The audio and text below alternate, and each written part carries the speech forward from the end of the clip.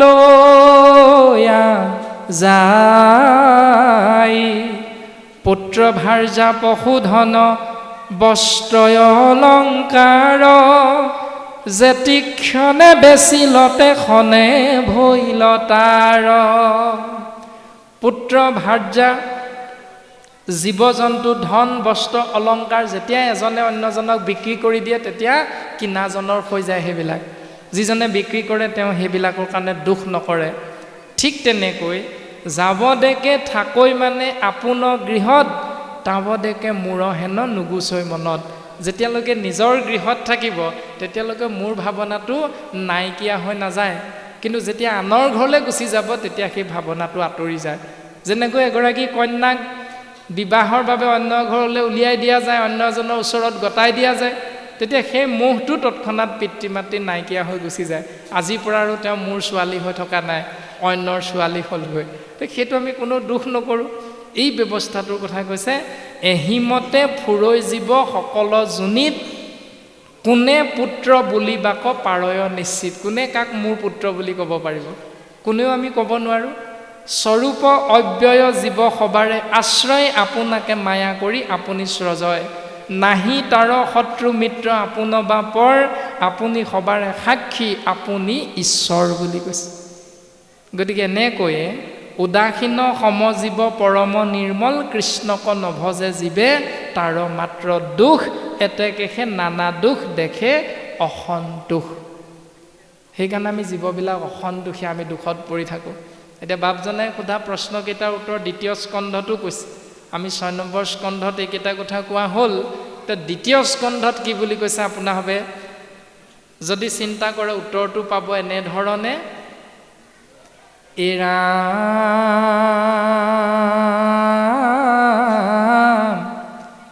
দেৱ ঋষি ভূত পিতৃ কুটুম্ব জনৰ উপজিলে তা সম্বাৰ ঋণী হুৱে নৰ যেতিয়া আমি এটি জীৱই পিতৃ শিৰৰ পৰা আহি ৰসৰূপে শুক্ৰাণু আৰু ডিম্বাণুৰ মিলন হৈ মাতৃগৰ্ভত প্ৰৱেশ কৰি 10 মাহ 10 দিন মাতৃগৰ্ভত থাকিম থকাৰ অন্তত যেতিয়া আমি এই পৃথিৱীলৈ আহিম পৃথিৱীলৈ অহাৰ লগে লগে সেই আত্মাই সেই জীৱই 5টা ধাৰ লাগি আহে বুলি সিদ্ধান্ত দিছে সেই 5টা ধাৰ কি কি আপোনাভাৱে জানে আমি মাত্ৰ চুই দিয়া হ'ব দেৱঋণ ঋষিঋণ ভূতঋণ পিতৃঋণ আৰু পুষ্যঋণ এই 5টা ধাৰ এই 5টা ধাৰৰ পৰা মুক্ত হ'বলৈ আমি কি কি কৰ্ম কৰোঁ যিটো সকলো আমাৰ পৰিচিত সেই কৰ্মকেইটা কি এ ৰাম হোমে দেৱ ঋণ খুজে তৰ্পণে ঋষিৰ বলিদানে ভূত শ্ৰাদ্ধ আদিয়ে পিতৃৰ হোমযজ্ঞৰ দ্বাৰা দেৱতাৰ ঋণৰ পৰা মুক্ত হ'ব পাৰি হোমযজ্ঞ কৰা যিটো আমি বিয়া কৰাওঁতে হোমযজ্ঞ কৰা হয় 2 নম্বৰতে তৰ্পণৰ জৰিয়তে ঋষি ঋণৰ পৰা মুক্ত হ'ব পাৰি 3 নম্বৰতে বলিদান প্ৰক্ৰিয়াৰে ভূতৰ ঋণৰ পৰা মুক্ত হ'ব পাৰি সেইকাৰণে বলি দিয়ে দান দিয়ে আমাৰ 4 নম্বৰতে শ্ৰাদ্ধ পিণ্ডৰ জৰিয়তে পিতৃ মাতৃ পৰলোকগামী হোৱাৰ লগে লগে সেই ব্যৱস্থাটোৰ জৰিয়তে আমি মুক্ত হৈ থাকিব পাৰোঁ তাৰ পাছত 5 নম্বৰটো হ'ল এৰা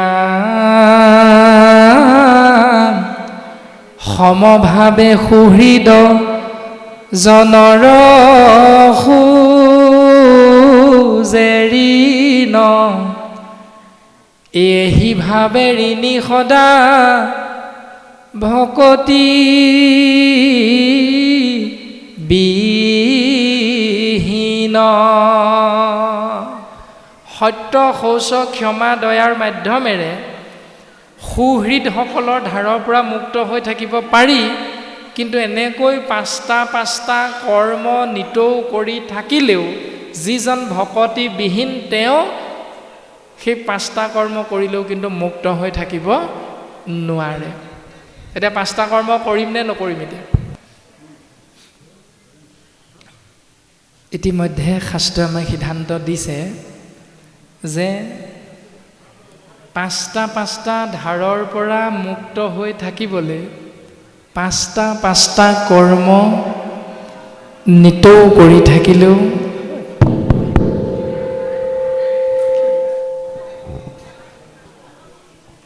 কৃষ্ণ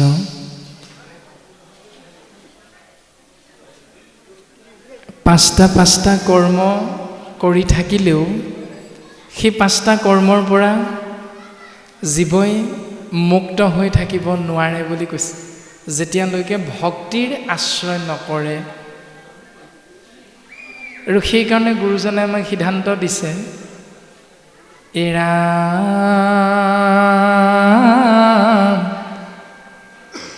কায় বাক্য মন কৰি নিশ্চয়ে যিজন মুকুন্দৰ চৰণত পখিল শৰণ।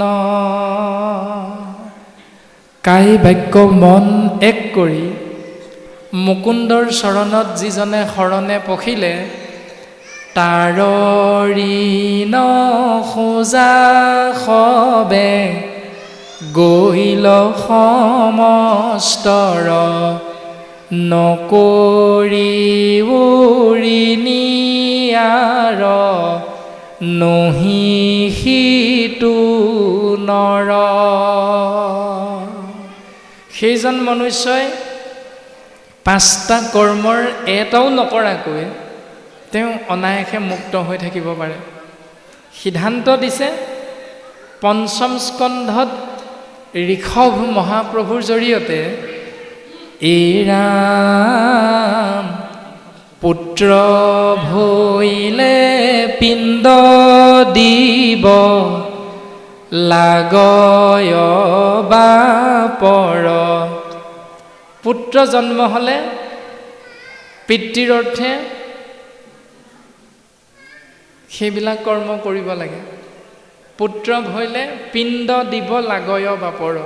এতিয়া পিণ্ডটোৰ নামটো কি? এতিয়া ভাগৱতেতো আমাক সিদ্ধান্ত দিছে পিণ্ডটোৰ নাম কি?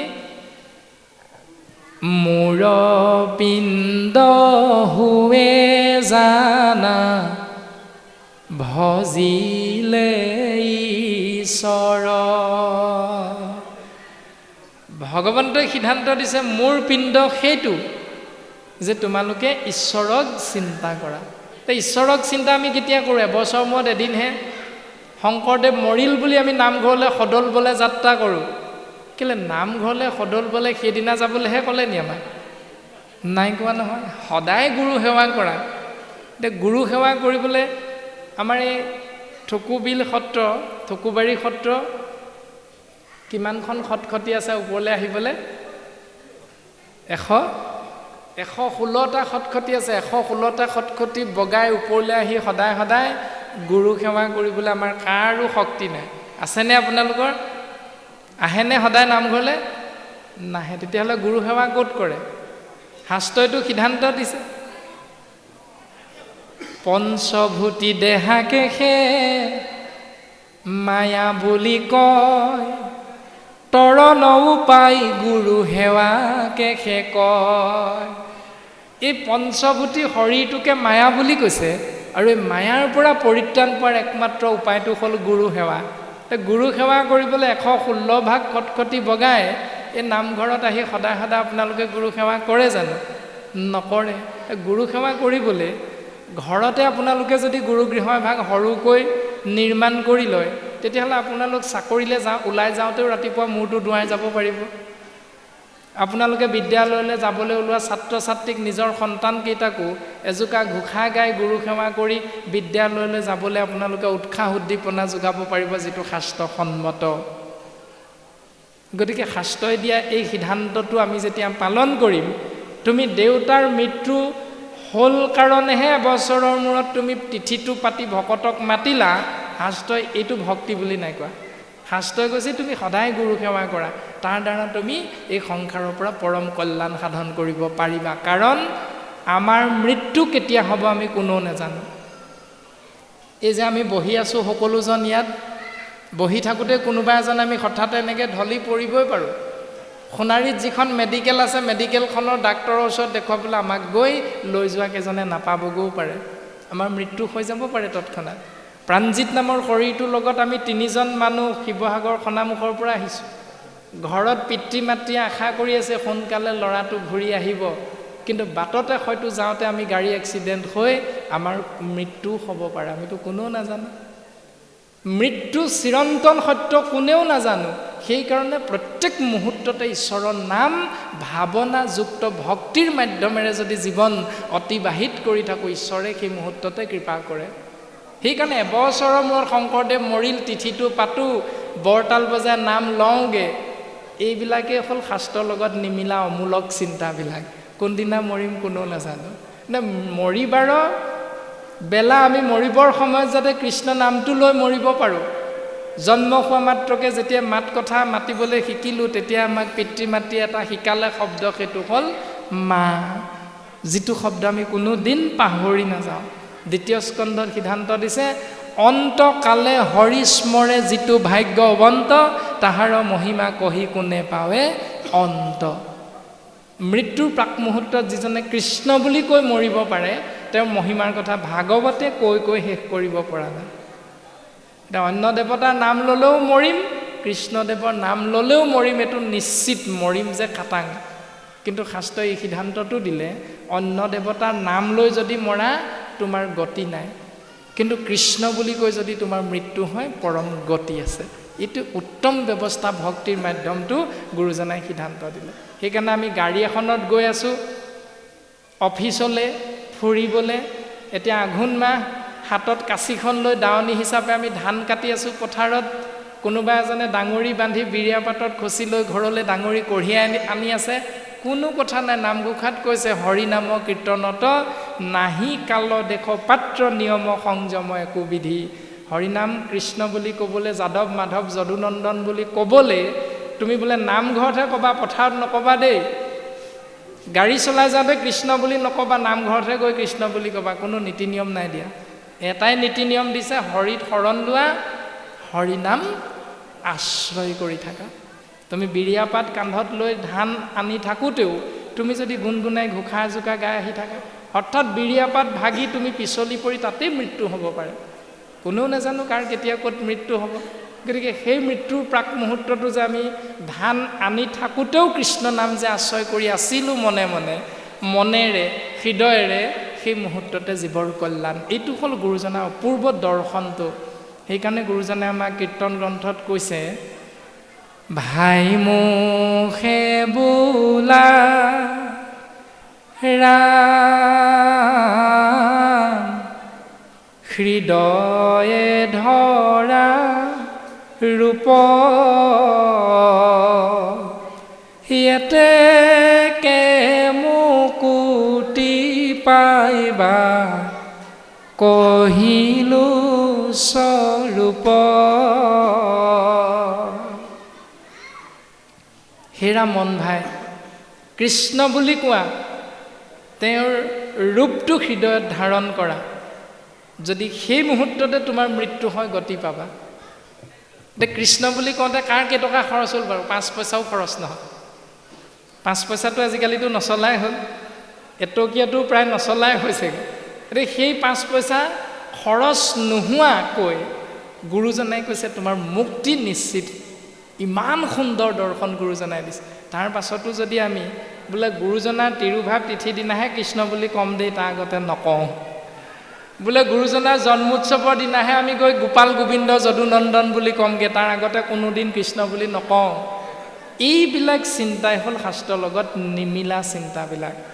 গতিকে খাওঁতে শুওঁতে উঠোঁতে বহোঁতে এজন ব্যক্তিয়ে সদায় কৃষ্ণ বুলি কৈছিল। সেই ব্যক্তিজনৰ নাম আপোনালোকে জানে ইতিমধ্যে ৰাস পূৰ্ণিমা হৈ গৈছে। যেতিয়াই নিজৰ ভগ্নী দৈৱকীক বসুদেৱ মহামহন্তৰ লগত বিয়া দি উলিয়াই দিছে, ৰথখন নিজে চলাই গৈছে কংসই, তেতিয়া কংসই হঠাৎ বাটতে আকাশবাণী শুনিছে। এতিয়া আকাশবাণী শুনা মানে কংসই শৰণ লৈছে। আকাশবাণীয়ে শৰণ দিছে কংসক যে যি দৈৱকীৰ বিয়া পাতি আনন্দত আপোন পাহৰা হৈ নিজকে পাহৰিছ মূৰ্খ কংস তই, সেই দৈৱকীৰ গৰ্ভজাত অষ্টম সন্তানে বধ কৰিব তোক অৱলীলা ক্ৰমে, নাম হ'ল কৃষ্ণ। যেই মুহূৰ্ততে আকাশবাণী শুনিলে কংস হস্তম হৈ গ'ল, শৰণীয়া হৈ গ'ল। শৰণ হ'ল মানে এটাই আশ্ৰয় কৰিছে যে যিফালে চকুৰে চাইছে সেইফালে কেৱল কৃষ্ণক দেখা পাইছে। কংসই যেতিয়া ৰাতি বিচনাত শুবলৈ গৈছে, শয়ন কৰিবলৈ যাওঁতে বিচনাখনত কৃষ্ণ আগতীয়াকৈ শুই থকা দেখিছে। কংসই যেতিয়া খাবলৈ গৈছে তেতিয়া খোৱাৰ সেই আসনখনত কৃষ্ণক বহি থকা দেখিছে। তাৰমানে কংস এশৰণীয়া, শাস্ত্ৰই সিদ্ধান্ত দিছে। সেইকাৰণে আমি চিন্তা কৰিব লাগিব যে শৰণ লোৱাৰ আগত এগৰাকী জীয়ৰী ছোৱালীয়ে, বাস্তৱ সঁচা কথা আপোনাৰভাৱে জানে, এগৰাকী যৌৱনপ্ৰাপ্ত কন্যাই যেতিয়া যৌৱনত ভৰি দিয়ে তেতিয়া তেওঁ চকুৰ দ্বাৰা মনৰ দ্বাৰা যৌৱনৰ তাগিদাত বিভিন্নজনক ভাল লাগে, বিভিন্নজনক ভাল পাবলৈ মন যায়, কিন্তু তেওঁ সেন্দুৰ লয় মাত্ৰ এজনৰ নামত। এই যে যৌৱনত ভৰি দি বিয়া হোৱাৰ আগলৈকে তেওঁ বিভিন্নজনক ভাল পাইছিল, সেইটোত অপৰাধ নাই। কিন্তু যিজনৰ নামত সেন্দুৰ ল'ব সেই দিনটোৰ পৰা আগৰ কেইজনক সম্পূৰ্ণৰূপে পাহৰিব লাগিব। সেইটো হ'ল শৰণৰ ব্যৱস্থা। বাস্তৱ আমি সকলোৱে জানো। মাধৱ গুৰুজনে নামঘোষাত কৈছে সেইকেইটা কথা। মিনতি বচন বোলো সৰ্বজন শুনিও শাস্ত্ৰৰ মৰ্ম, আপোন কুশল চাবা যেবে তেবে নেৰিবাহা যোগ ধৰ্ম। সত্য যুগে ধ্যান, ত্ৰেতা যুগে যজ্ঞ, দাপৰত পূজা, কলিত শৰীৰ কীৰ্তন বিনাই আৱৰ নাহিকে দুজা।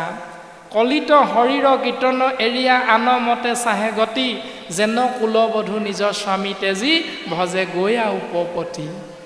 সেইটোৱে উদাহৰণ দিছে আমাক যে বংশৰ এজনী বোৱাৰীয়ে, আপোনাৰ মোৰ বোৱাৰীগৰাকীয়ে আপোনাৰ মোৰ পুত্ৰলৈ বিয়া কৰা অনাৰ পাছত মনে মনে যদি সেই পুৰণা কেইজনলৈ ফোন কৰি থাকে, হোৱাটছআপ কৰি থাকে, তেতিয়াহ'লে আপোনাৰ মোৰ সন্তানে যিদিনা চাকৰিৰ পৰা আহি গম পাই যাব বোলে মোৰ মানুহজনীয়ে এনেকৈ এনেকৈ আমুকলৈ ফোন কৰি থাকে, পুৰণা কেইজনক পাহৰিবই পৰা নাই, তেতিয়াহ'লে ঘৰখন কি হ'ব? সেই কন্যাগৰাকীয়ে সেইদিনাই সেইখন ঘৰ এৰিব লাগিব। ঠিক তেনেকৈ যিদিনাই আমি এজন ঈশ্বৰৰ চৰণ কমলত শৰণ ল'ম, সেইদিনাৰ পৰা আমি আগৰ যিসকলক চিন্তা কৰিছিলোঁ, ভজনা কৰিছিলোঁ, সেইসকলক আমি এৰিব লাগিব। কাৰণ ভাগৱত ধৰ্মই আমাক এইটো শিকাইছে, এৰাম শুনা সভা সদ পদ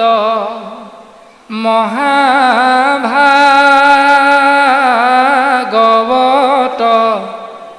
সেই সভাসদবৰ্গ মহাভাগৱতৰ পদে কি কৈছে শুনা, পুৰাণৰ সূৰ্য শাস্ত্ৰ শুনিও মহত্ব। পুৰাণবিলাকৰ ভিতৰত উত্তম সূৰ্য পুৰাণ, মহন্ত পুৰাণ, ভাগৱতৰ মহান তত্ত্বটো তোমালোকে শুনা। তো প্ৰশ্নটো হ'ল শুনিম কেনেকৈ? উত্তৰটো দিছে, হুয়ায়ে ক শৰণ যিজনে শুনোয়াক,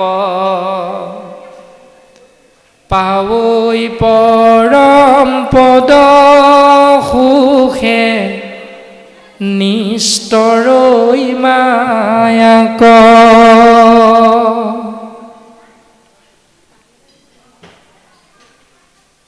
কেনেকৈ শুনিম? শৰণীয়া হয়। লাভ কি হ'ব?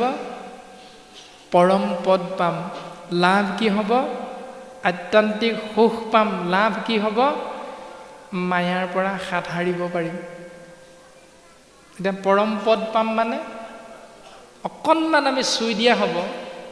বৰ্তমানৰ যিখন চৰকাৰ, এই চৰকাৰখনে শাসনলৈ অহাৰ প্ৰাক মুহূৰ্তত যেতিয়া নিৰ্বাচনী প্ৰচাৰ চলাইছিল সেই নিৰ্বাচনী প্ৰচাৰত চৰকাৰখনে কেইটামান ঘোষণা কৰিছিল আপোনালোকে জানে ঘোষণাকেইটা কি যদি আমাক ভোট দি জয়যুক্ত কৰি চৰকাৰ গঠনত সুবিধা দিয়ে তেতিয়াহ'লে আমি প্ৰথম শাসনলৈ আহি এটা কৰ্ম কৰিম সেইটো হ'ল বন্ধন গোটৰ মাজত সোমাই থকা মহিলাসকলক বন্ধনৰ পৰা মুক্ত কৰি দিম কৈছিলে নে আইসকলে জানিব এইটো কথা কৈছিলে নাই বাৰু কৈছিলে 2 নম্বৰতে ঘোষণাটো কৰিছিলে যে প্ৰত্যেক বছৰে 1 লাখকৈ নিবনুৱাক কৰ্ম সংস্থাপন দিব ব্যৱস্থাটো কৰি দিব কৈছিলে 3 নম্বৰ ঘোষণাটো কৰিছিলে যে মেট্ৰিক পৰীক্ষাত যিবিলাক ছাত্ৰীয়ে ভালকৈ পাছ কৰিব উত্তীৰ্ণ হ'ব তেওঁলোকক অৰ্থাৎ প্ৰথম বিভাগত যিসকলে উত্তীৰ্ণ হ'ব তেওঁলোকক একোখনকৈ স্কুটি দিব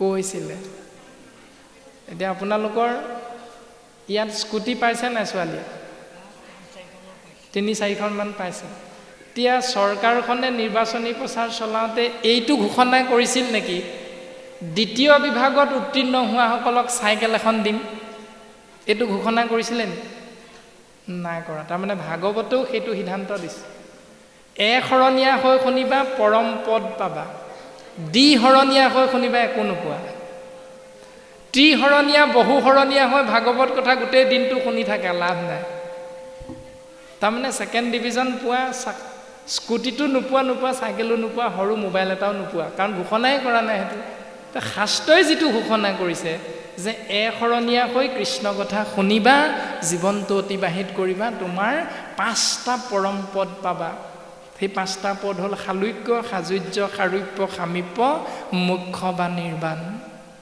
মায়াৰ পৰা তৰিব পাৰিবা সুখেৰে সংসাৰত বৰ্তি থাকিব পাৰিবা এতিয়া সেই সুখৰ সংজ্ঞা দুটা এটা হ'ল স্থায়ী সুখ এটা হ'ল অস্থায়ী সুখ এতিয়া সেই অস্থায়ী আৰু স্থায়ী মাজত পাৰ্থক্যটো কি ধৰি লওক আপুনি এজন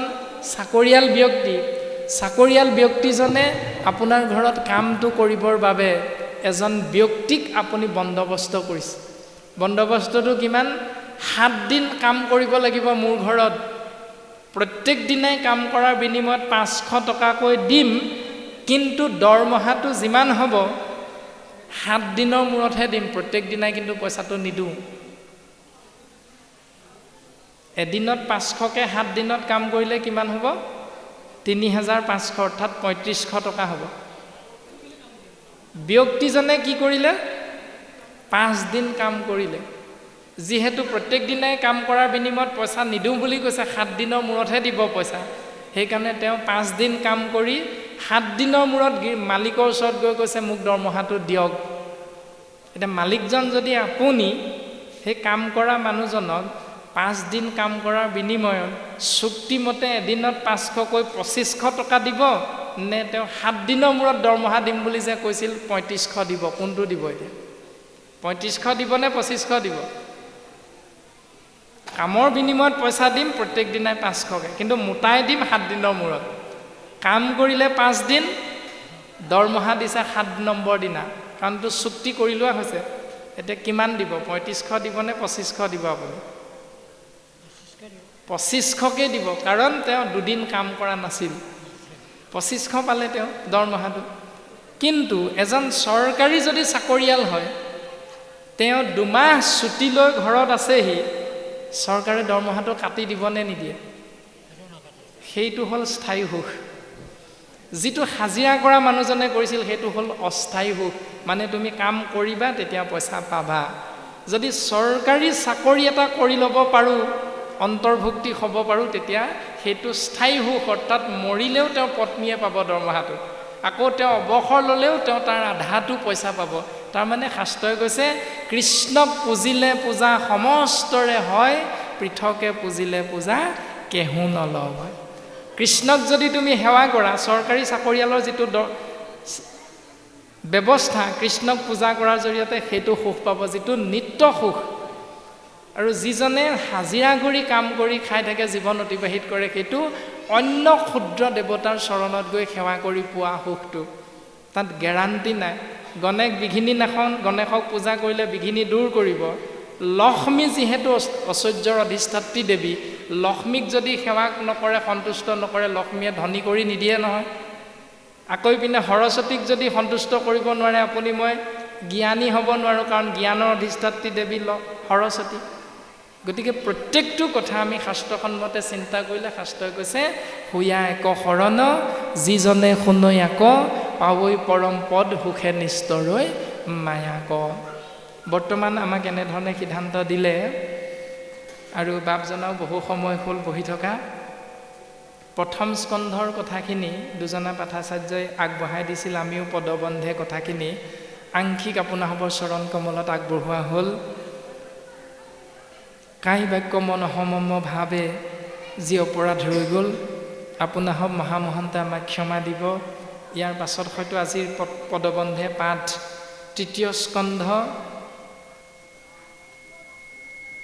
কপিল চৰিত কপিলৰ জন্ম সাংখ্যযোগ গঠন এই ভাগিতে উলিয়াই থোৱা আছে গতিকে এই ভাগিয়ে হয়তো উদ্যোক্তা মণ্ডলীয়ে নিৰ্বাচন কৰিছে পাঠৰ বাবে আৰু আমাৰ পাঠাচাৰ্য বাপজনৰ ইতিমধ্যে আহি আসনত উপবিষ্ট হৈছে গতিকে আমি পাঠাচাৰ্যৰ চৰণ কমলত পুনশ্চ পাঠ আগবঢ়াই অনুষ্ঠানভাগী আগবঢ়াই নিবৰ বাবে আমি সেৱা নিবেদন কৰা হৈছে আৰু আমিও মাজে মাজে সময়ৰ প্ৰতি লক্ষ্য ৰাখি পদবন্ধে কি ক'ব কি কৈছে সীমিত জ্ঞানৰ জৰিয়তে আগবঢ়াই দিবলৈ চেষ্টা কৰা হ'ব জয় গুৰু শংকৰ মাধৱ কৃষ্ণ